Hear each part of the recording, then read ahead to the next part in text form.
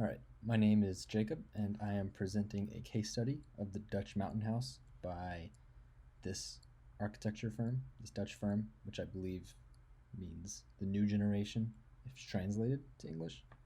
First thing we're going to go over, generating concept, which basically this will be a breakdown of the ideas and inspiration that went into designing the concept. Some general ideas were to minimize both the ecological impact of the site, the disturbance to the land, because as we'll go over in a bit, this is on a nature preserve.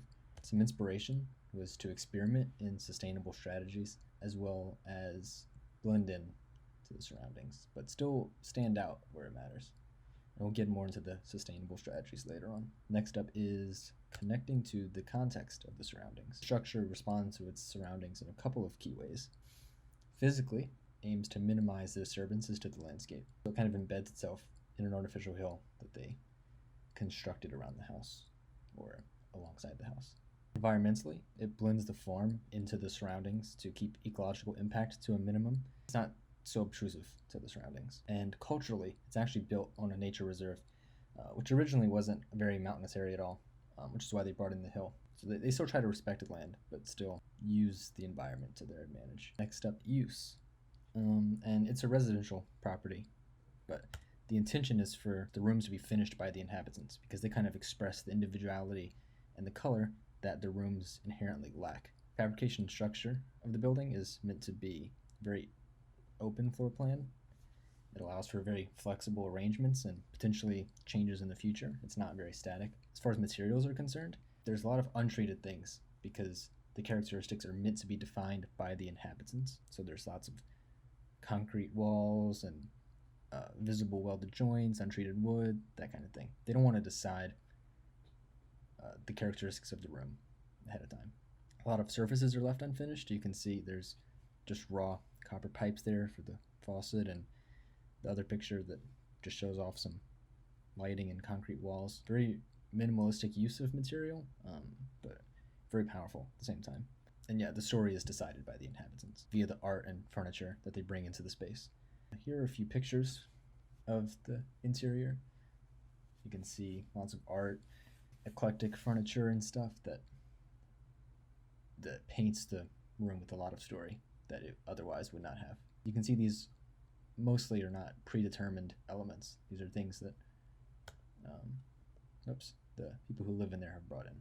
Next up is systems of sustainability, which there's two major branches of this, which is passive systems. So the home is insulated by part of the hill that's around it, as well as passive energy being absorbed from the sun. So here's some pictures of that.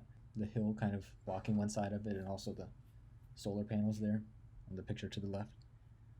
As far as active systems are concerned, there's LED lighting, which is obviously a lot more efficient than more traditional forms of lighting. There's wood pellet heating, which is a renewable energy source, and any excess energy that's actually generated by the solar panels can be used to charge up a car that they have, which is cool.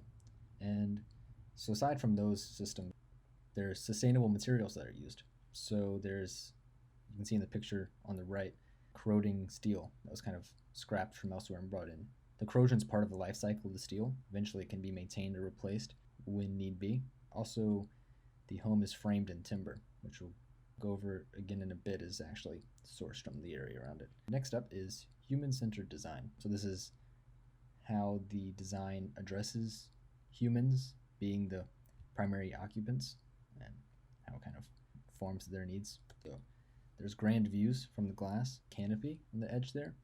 Actually regulates temperature in the house depending on the season. And also, like I mentioned a moment ago, the timber is larkwood, which is a hyperlocal material that's sourced from the immediate surroundings. So it's not being shipped in from elsewhere, contributing to the carbon footprint.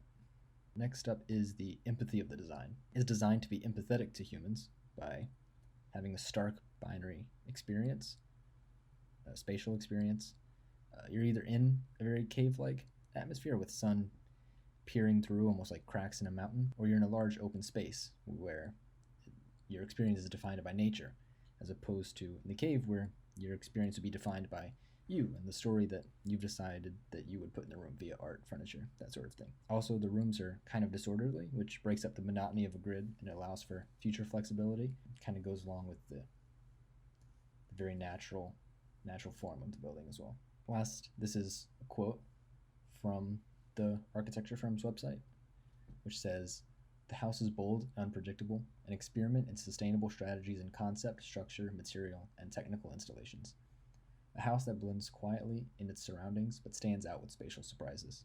I think that's a really good summary of all.